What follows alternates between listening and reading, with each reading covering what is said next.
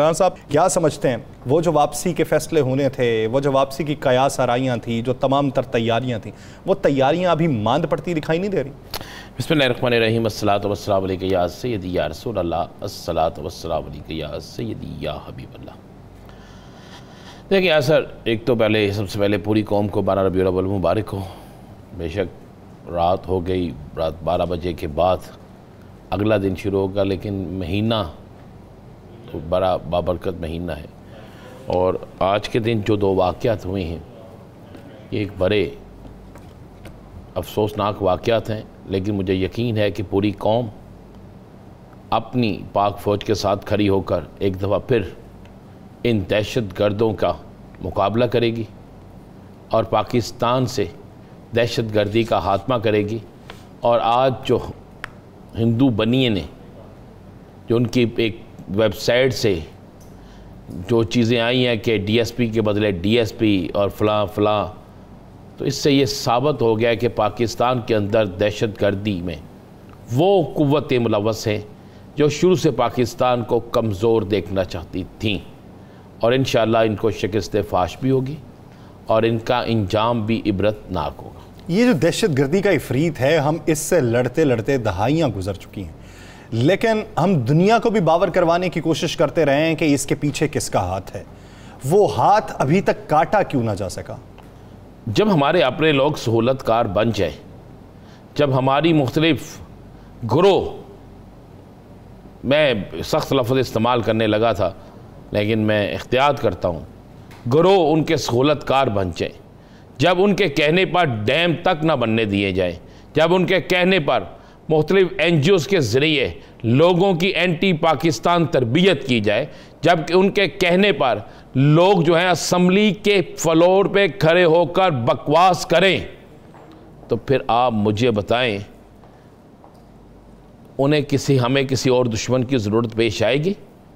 जब इस मुल्क के अंदर उन्हें सहूलतकार मिल जाते हैं, जब इस मुल्क के अंदर सियासतदान से लेकर मजहबी, वो मैं मारूफ मजहबी नहीं कह रहा, आम मजहबी बने हुए पेशवा, रूहानी पेशवा जो बने हुए वो हो गए, दूसरे लोग हो गए, जब उनके कहने पर उन्हें मिल जाते हैं, उनके चाहने पर उन्हें मिल जाते हैं, उनके रकम देने पर उनके साथ मिल जाते हैं, तो फिर वो ये सारी कार्रवाइयाँ करते हैं। याद करें ज़रा आप, 3 दिन पहले एक साबिक MNA का ट्वीट, मुझे तो समझ नहीं आई उस साबिक MNA के ट्वीट के बाद उस पर पर्चा क्यों नहीं हुआ, उसे गिरफ्तार क्यों नहीं किया गया, उसे इबरत का निशान क्यों नहीं बनाया गया? कब तक हम ये लाशें उठाएंगे? कब तक हमारे जवान शहीद होंगे? कब तक हमारी फौज इसी तरह करती रहेगी, यानी हिफाजत हमारी करेगी? कब तक दहशतगर्दों से लड़ती रहेगी? अब हमारा भी कुछ फर्ज बनता है, हमने भी ये देखना है कि कौन कसूरवार है, कहां पर कसूरवार है, किसको किस तरीके से पकड़ना है। या सर सब जब तक ये नहीं करेंगे, जब तक हम भी इस जंग में अपने आप को शरीक नहीं करेंगे, इस जंग को जीतने के लिए उस वक़्त तक ये जंग नहीं जीती जा सकती। जब तक हम उन अनासर को बेनकाब नहीं करेंगे जो सियासी जमातों के अंदर बैठे हैं, जो मजहबी ग्रोहों के अंदर बैठे हैं, जो इलाकाई ग्रोहों के अंदर बैठे हैं, जिन्होंने मुनाफिकत फैला रखी है, सुबह यसबियत का नारा लगाते हैं, जो क्राइम करते हैं, जो पैसे की खातिर अपना ईमान बेचते हैं, जो इस्लाम को बदनाम करते हैं, उस वक्त तक ये काम नहीं रुक सकता। आज के दिन का मैंने मेरी सहाफ़ती हिस्ट्री में बहुत कम ऐसा हुआ है कि मिलादुन नबी सल्लल्लाहु अलैहि वसल्लम का जुलूस हो और उसमें आपने वो फुटेज देखी है ना जी। मुझे एक बात बताएं, क्या ये तो बड़ा पुरअमन जुलूस था और रसूल पाक सल्लल्लाहु अलैहि वसल्लम तो पूरी उम्मत के लिए, चाहे वो कोई भी था, उसके रहमतुल लिल आलमीन थे। तो उनके मौके खुशी के मौके पर ऐसा होना, मैं तो सुबह से जब मैंने ये सुना, ये चीज़ें देखी, मेरे तो रोंगटे खड़े हो गए और मैं उस वक्त से सर पे हाथ रख के बैठा था। ये क्या, उसके बाद एक मस्जिद का के अंदर ये सब कुछ होना और मस्जिद का बिल्कुल नीचे गिर जाना, ज़मीन बोस हो जाना, उसके बाद हमारी फोर्सेस पर हमले होने, ये सारा कुछ क्या है?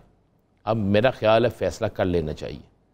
अब दोस्त बात क्या, अब हमें दुश्मन के हाथ काटने होंगे, अब हमें दुश्मन के सहूलतकारों के भी हाथ काटने होंगे, अब हमें दुश्मन को सहूलत पहुंचाने वालों के भी हाथ काटने होंगे और दुश्मन को सपोर्ट करने वालों के भी हाथ काटना होंगे।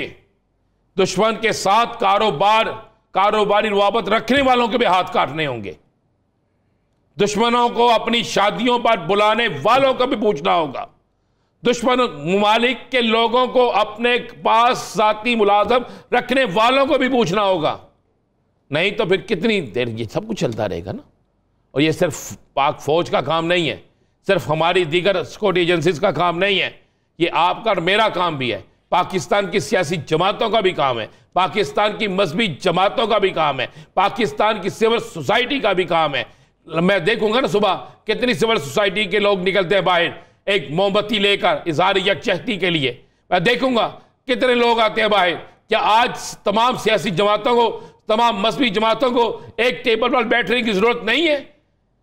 दहशतगर्दी के खिलाफ एक दहशतगर्दी वो जिसमें जाने जा रही है, एक दहशतगर्दी वो जिसमें मुल्क का मुआशी नुकसान हो रहा है, और एक दहशतगर्दी वो जो हमारे इखलाक को तबाह कर रही है।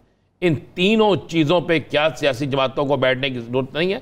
लेकिन सियासी जमातें अपना अपना खेल खेल रही हैं। लंदन में बैठक हो सकती है, दुबई में बैठक हो सकती है, लेकिन इस काम के लिए बैठक नहीं हो सकती। इस काम के लिए कुछ नहीं हो सकता।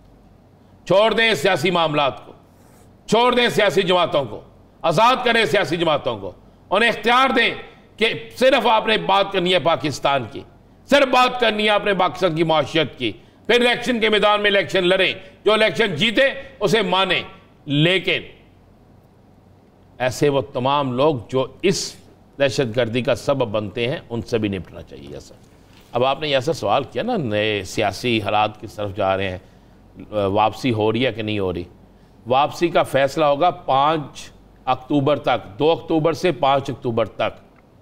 सारी नजरें, सारी चीजें। क्यों जहाज तैयार हो रहा है उस वक्त? नहीं, जहाज तो उनके लिए 24 घंटे तैयार होता है। जहाज पे तो जहाज तो वो अपना जाती भी कोई 50 ले सकते हैं, शुक्र अल्लाह का उन पे जहाज का तो मामला ही नहीं है। मामला तो ये है कि उन केसेस का क्या बनेगा। मामला तो ये है जो सुप्रीम कोर्ट में एक केस की नज़रसानी अपील है उस पर क्या फैसला आता है। और ऊपर से जनाब चीफ जस्टिस साहब ने खुराक तो अच्छा किया है ना परसों, ऐसा वैसा। तो उस खुराक के बाद उन्होंने बड़ा क्लियर किया कि भाई आइन पर कोई समझौता नहीं, कानून पर कोई समझौता नहीं।